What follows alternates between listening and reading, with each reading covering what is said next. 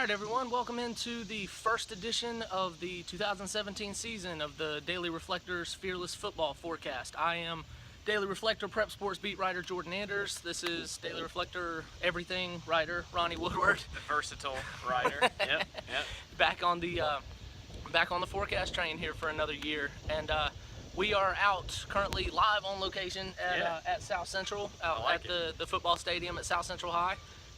Out here we're going to break down the 6 matchups from this past week and look ahead to the week 2 matchups. This is going to be kind of a new thing that we're doing this year, with kind of going out to some of the high schools and some of the different places, kind of taking the forecast on location on the road this year, Ronnie. I like it. Going to be something fun. Going to go out to the high school stadiums, go out to, maybe some restaurants, some Country Mart. Shout out to Country Mart in Bethel. I can guarantee we will do a show. There's a potential we might show up at Country Mart. We might a shrimp burger, which I've had from there before.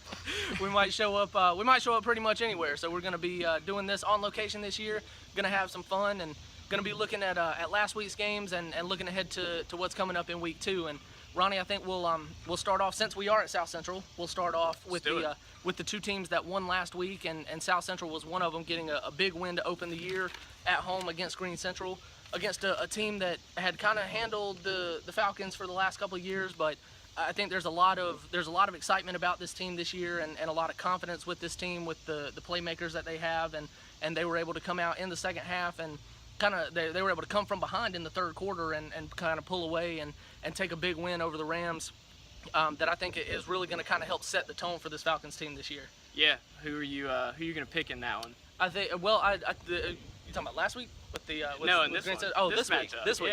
Yeah. I thought South Central would get the win at home last week. They did. Now they got a way tougher matchup this week in West Craven. That it kind of looks tough on paper, but the Eagles also struggled a little bit last week and kind of getting hammered by Havelock. So I think South Central is going to come into this thing with a lot of drive to undo some of the shortcomings they've had against the Eagles in the last couple of years, because they've kind of struggled and been on the bad end of some lopsided losses. So I think the Falcons are playing well. I think as well as you can be early in the year, and I think they're going to come out confident and get a win against West Craven at home. I like it. I wish we had more of a sample size. It's tough with just the 1 week, because I'm looking that West Craven beat South Central pretty handily last year, and it sounds like South Central is better and improved. So I guess my question mainly is, how much has West Craven regressed, or was this Havelock really good again? Right. It's tough to tell from just 1 week of scores. And I was obviously in all-out Little League mode last Friday night and completely out of touch with high school football, so I'll be honest from that. We'll get into it this week. Which Jordan will be in some this weekend. But, without knowing a ton, I'll go with West Craven.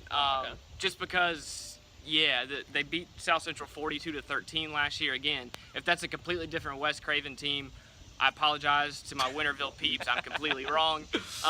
But West Craven's had South Central's number here the past few years, so I'll stick with that. I think it's a close game, maybe the best game we have this week. I think that's a good possibility. I say West Craven wins a close one. Okay. I'll take on the next game here. We said North Pitt, North Pitt's 1-0, goes to Kinston, also 1-0. This is another kind of matchup I think that's similar to what we just talked about. North Pitt's riding high.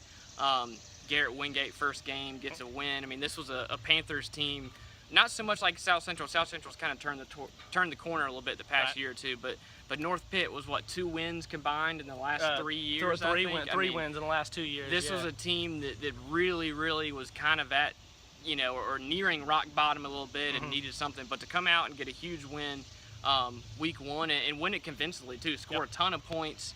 I think they're riding high for sure, much like South Central. So a good game. You travel to Kinston, so you have to move away from Bethel and the Country Mart, and as we've talked about. So I think that's another good one. I hate to go against Pitt County again, but I'm gonna go Kinston because I think Kinston beat Farmville Central last week. That's a good win. Right. Farmville's always strong.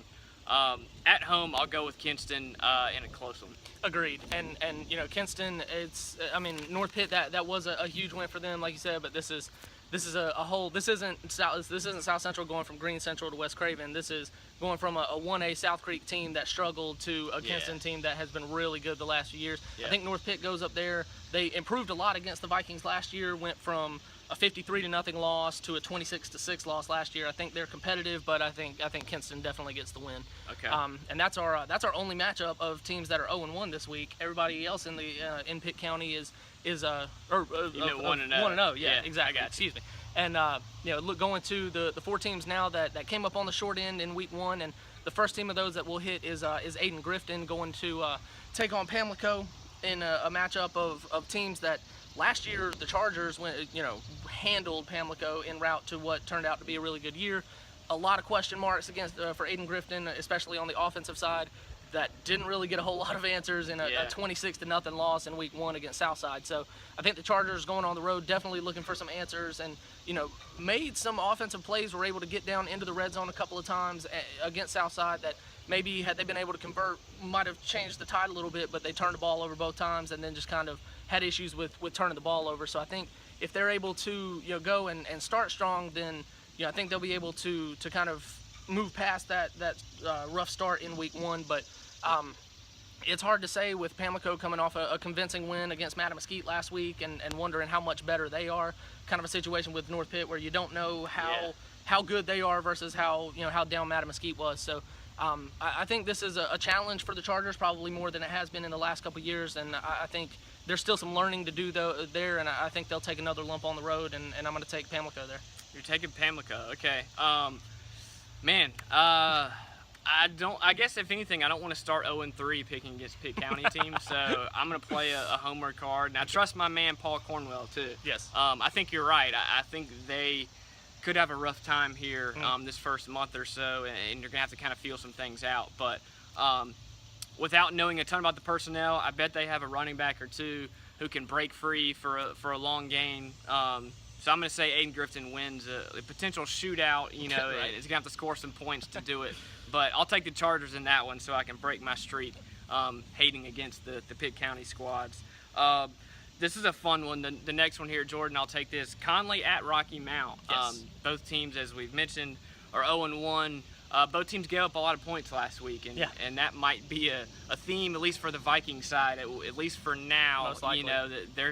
The trend of what they did last year of scoring a ton, giving up a ton, that continued in week 1. I don't know how much Holton Ahlers played in the secondary or anything last week. I know they experimented with that some last season, but they blocked a field goal late. That's true. He did.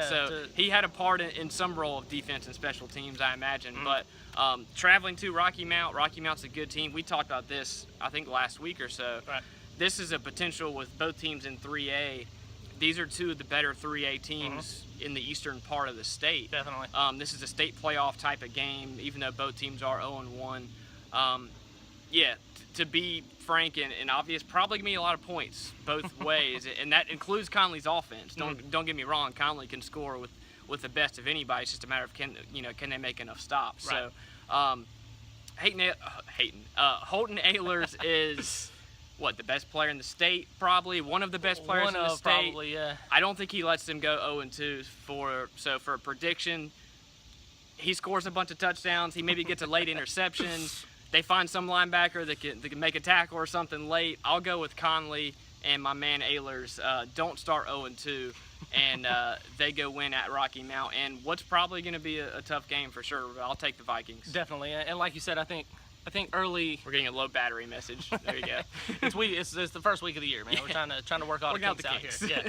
And but I think as far as Conley goes, like you mentioned, it was kind of same old hat last week in scoring points and not being able to get stops. I do think eventually during the year that defense is going to be better than it was last year, but like you mentioned, with this being the first time these teams have matched up in 3A, I think this is going to be kind of like you mentioned, kind of a playoff feel, and I think going to be a really fun atmosphere. And the same, I'm on the same page as you are. I think Conley goes in there having come up just short in overtime this past week against Northeastern. I think they go in there and bounce back from that and get a win on the road to go to 1-1. Another team that has to go, that's going to be trying to go to 1-1 is JH Rose. And where Conley came up just short in overtime last week, Rose did not. Yeah. It was in a very different situation. Yeah, in a game where they were in the game at half against New Hanover, and then just really New Hanover strikes for a couple of quick touchdowns in the first minute of the second half, and it really just kind of snowballed after that. You covered that one, right? So I did. I was there, on a crazy humid last Thursday night. Yeah. Hopefully the weather's a little bit better this week for the Rampants. They're at Laney, which is going to be another tough matchup. It doesn't get any easier from New Hanover headed back to play another team in the Wilmington area. But this is a Laney team that got shut out in week 1, which was really, really surprising. And so I think that maybe kind of opens the door for Rose, if they're able to correct some of the stuff that they struggled with in week 1, that this Laney team might be down a little bit, and they struggled with turning the ball over against in their opener. And so I think Rose, there's an opportunity there. It's really just going to depend on how they're able to take kind of the punch in the chin that they took last week. Yeah. I think they play better. I don't think they run into the same situation as they did with New Hanover, but I still think it's the early part of the season is going to be a struggle for them. I still think there's some kinks to work out, and I think they go on the road and drop one to Laney. All right. I'm going to take the Rampants because I'm not sure why. Just from your previews and stuff in the football tab, which was awesome last week, Rose is still pretty young. Obviously, they don't have Myjon Vines. Right. There were some key players, the quarterback, some key players from last year who are gone. Right. But they have talent, and I'm sure Laney does too. A lot of those Wilmington teams have some talent. Mm-hmm. But you mentioned Laney was shut out, last week. So I think this one's potentially a low-scoring game. Both teams are still trying to figure out what they can do on offense, that type of thing. And I've covered some close Rose-Laney games in the past that have gone that way. I think one a few years ago was like 14-13 that was the one last year at Rose. Yep. So there's been some really close games, low scoring. I'll say that continues, and I think Rose bounces back and Rose gets a close win. But I'm kind of going on a limb on that one, not gonna lie, because I don't know a ton about the Rampants. Cornell Powell's not there, Myjon Vines isn't there, so there's a I'm not sure about the guys personnel. not there. Yeah. But I'll say they find a way to win a close one. Right. Our last game, Jordan, will wrap this up. Farmville Central is at North Lenoir. Obviously, like with these past few games, both teams are Farmville Central at home against North. Oh, you're right. I don't like that you wrote left versus right. That's my bad. Yeah. I went alphabetically. Yeah. North Lenoir is at Farmville Central. My bad. The two Pitt County games are South Central is at home, Farmville is at home. But yeah, both teams are 0-1. Farmville to me is a lot like Aiden Griffin. Kind of, they're a similar team from year to year. Mm-hmm. It's just a matter of which players are getting the carries, which pieces go where. So they're obviously looking for a big game. Were they at home or on the road last week? They were at home. Their first, I think, 4 games of the year are at home. Gotcha. So they're obviously on a month-long home stand here, I guess you could say, for football terms. But this is a big one. I'm not exactly sure who to pick. I think I'm gonna go. I think I'm gonna go Farmville. Just looking at this, they lost to Kinston last week in a close one. Kinston, as we've talked about, is one of those Eastern North Carolina teams. It's usually pretty good, a good program. So. Jaguars lost a close one. I say they bounce back and they'll win this one. And this is a game that in the past they've been able to handle these Lenoir County teams a lot of times. Farmville has talent. I know they have some big guys. They have some speed. I'll take the Jaguars to win at home.